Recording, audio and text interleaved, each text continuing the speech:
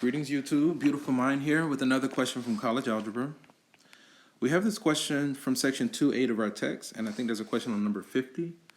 50 asks us to take this function and it asks us to find f of x plus h for part A. For part B, the asks us to find f of x plus h minus f of x. And then part C asks us to do f of x plus h minus f of x, all divided by h. So let's start with part A. We have the original. So the x is to find f of x plus h, all right? So what we're going to do, we're going to take the original and we're going to replace all the x's with the blue part. But the first thing we're going to do is take each x and transform them to a blank set of parentheses, all right? So we have 1 over x squared. In this case, x is a blank parentheses. From the screen, from the image that you see right now, what color goes into the blank parentheses? The blue part. So this part goes into all the blank parentheses. In this case, we only have one set of blank parentheses. So we're there, okay? And I think that's all that we need to do for that one. So we're going to stop there with that one because we could expand it, but nothing simplifies, so nothing happens there. Then part B, we're asked to find the same thing but minus f of x. So we're going to say f of x plus h minus f of x, all right? So then that's going to be the x plus h quantity squared under 1 minus f of x. Well, f of x in this case being 1 over x squared, right? So now if we're going to multiply fractions, or sorry, add and subtract fractions, we need to get a common denominator, the LCD.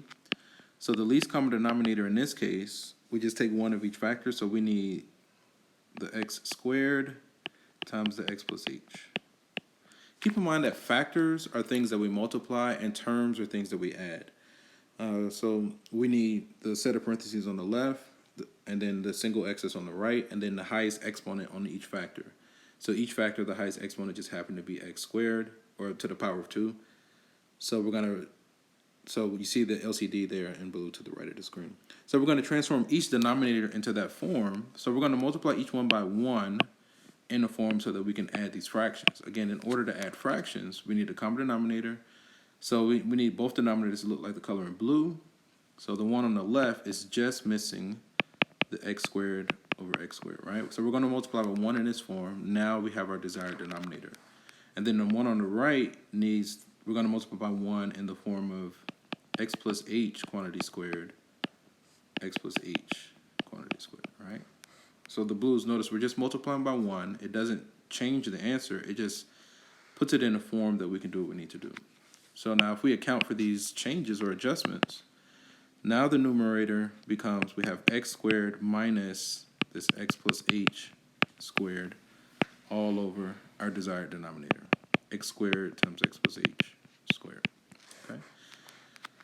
So we can expand the binomial. So I'm going to FOIL x plus h times x plus h, and it's going to give me this x squared plus 2xh plus h squared.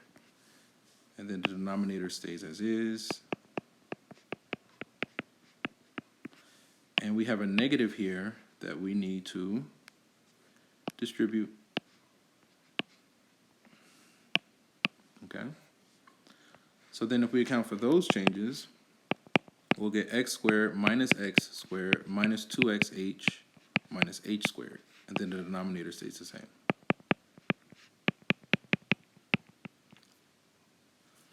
Okay, so then from here, we see that x squared cancels x squared, right?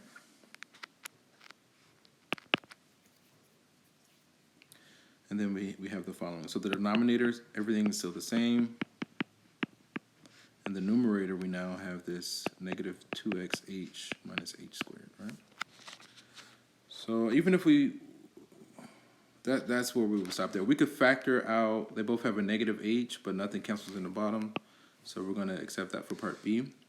Then part C asks us to do f of x plus h minus f of x all divided by h. So basically that answer divided by h. So we're going to say this x squared plus times x plus h squared under negative 2xh minus h squared divided by h, right? So if we say a fraction divided by another fraction, we use the technique of keep, change, flip. So keep, change, flip means we keep the numerator of the first fraction. So the first one stays the same, which is all of this.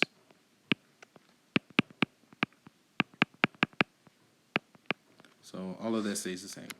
We change division to multiplication, and then we flip the second fraction. So the h becomes 1 over h. Okay. Now we can factor out a negative h from every, or let's just factor out the h from everything on top. So we're going to have h times, we're going to be a negative 2x minus h under x squared times x plus h squared, right? Oh, and then still the second h that we just introduced, so all of this times h.